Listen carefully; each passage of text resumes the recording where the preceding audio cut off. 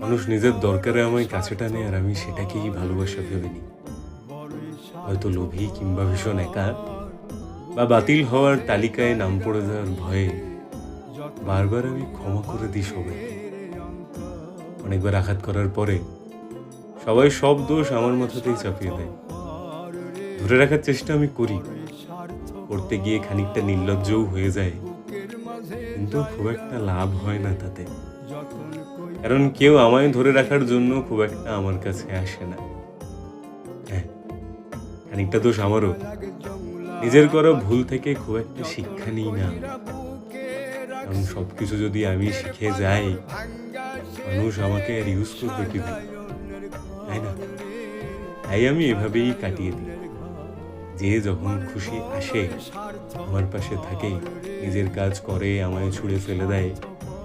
আমি তারই মাঝে মানিয়ে নিয়েছি, গুছিয়ে নিয়েছি। অভ্যেস হয়ে গেছে এইসব। এটাই ভালো। তাই না?